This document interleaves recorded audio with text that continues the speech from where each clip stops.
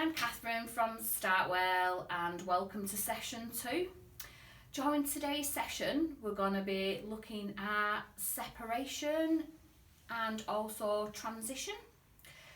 So the last 12 months have been incredibly difficult for most of us, and for most of us we've not been able to see a lot of our family members. Our children might not have been going to nursery, or they might actually be starting a new nursery where you've not had many visits to that setting. So during today's session we're just going to be looking at ways that are going to be able to support you and also to really support your child around that separation.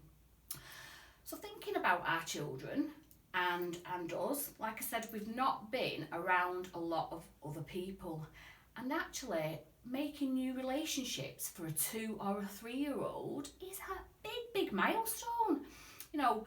Making relationships, going into new environments can also be quite an upsetting time for our child. So leaving you for the first time might be making them feel anxious, it might be making you feel incredibly anxious. So we're just going to look at what kind of things we can really do to support our children in that.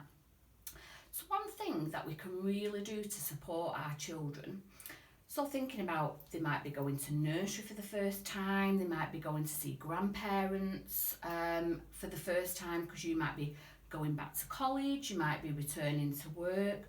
So what kind of things we can do to support that?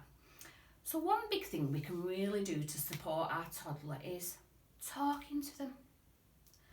Share those feelings with your toddler. Share that, mummy or daddy's gonna miss you, but actually it's all right. Mummy's going to be coming back for you. You're going to enjoy where you're going, to stay positive. Use that positive language. Thinking also as well about when your child might be going to a new setting. So we've already said about talking about that setting. Thinking about that expressive vocabulary. Those things haven't quite developed yet in our children's brains, so that emotional language hasn't quite developed yet. So we need to be able to label those feelings with our children. So it's all right to feel scared. It's all right that you're gonna cry and you feel sad, but also label some of those other feelings as well with our children, because what that helps our children to do is to really understand that expressive vocabulary. Another good thing to really do is children will notice as well when things are going to change.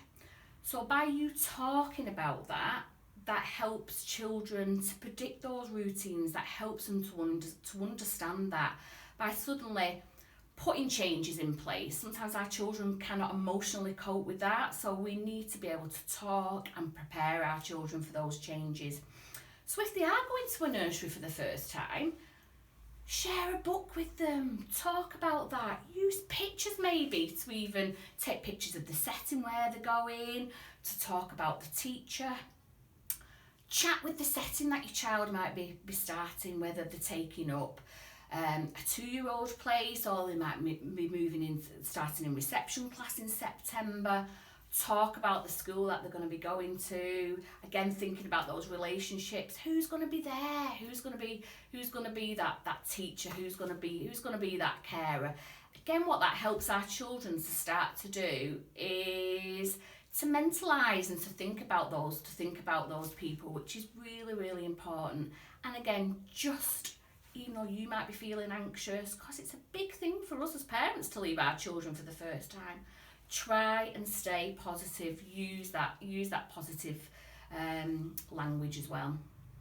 Thinking about the first time we go to drop our children off, it might seem a really good idea to think, they look really happy, let's dash off and let's go and leave them.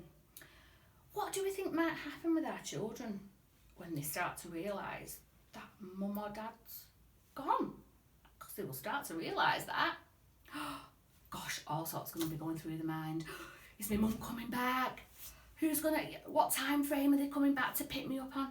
So a really, really good tip is we need to prepare our children for that. Again, going back to talking and chatting to our children. So before we take them to the grandparents or to a setting, let them know you're going to be dropping them off, but mum is coming back. Mum's coming back at tea time. So again, what that gives our children is that mentalisation to be able to think mum is going to leave me, but actually she's going to be coming back at tea time. And even though our children haven't got a concept of time yet, what they do start to understand is, what do you think? Yeah, that mum's not gone forever. Mum's going to be coming back and picking me up. So we really want to be able to do that. We want to be able to tell our children we're dropping them off and we're coming back to pick them up. And understandably, our children might cry. They might start to get upset, and actually it's a really, really normal thing to do for our children to cry when you're leaving them or when you're telling them that you're leaving them. And going back to when we talked about those emotional brain connections and our children beginning to learn that expressive vocabulary, it's all right for our children to cry because they are going to miss you. But actually what you're going to do is you're going to be telling your child that you're coming back and you're coming back to pick them up. So predictable routines, and I know we've already covered routines in session 1, is a really, really big factor in this. Let your child know what's happening, let them know who's coming to pick them up. Then on your return, you're going to be picking them up. And what do you want your child to know? You want them to know how proud and how happy you are that they've managed a day. They've managed a day, whether it's an hour, a full day, but you're really, really proud and you're really, really pleased to see them. Because what do you think that's helping our children to feel? When we think about how we would feel when somebody tells us that they're proud and they've missed us and they're really glad to see us, it makes us feel good. And that will make our children feel good as well, to know that you've missed them, but you're really, really glad to see them. So pop your mobile phones away when you turn up to pick your child up from grandma's or from nursery, because you want to give them that undivided attention, because you're really pleased that they've managed a day and look how happy they look. So again, you're naming those emotions. So later on, you go home, thinking about what you can maybe bring into the end of the day. Again, thinking about that vocabulary that you're supporting your children with. Chat about your day. Talk about what their day has involved when they've been away from you, what kind of things they've noticed maybe in their environment. Thinking about, let them tell you the story. Don't ask too many questions. Let them just tell you what they want to tell you. So I hope today's session has really helped to support you in understanding that separation can be a really, really big thing to us as parents and for children, and to just normalise that your 2 and your 3-year-old will feel anxious the first time they leave you, but the best thing we can be doing as parents is just talking to your children and helping them with that understanding. Hope you've really taken some key points from today's session, and look forward to seeing you all again.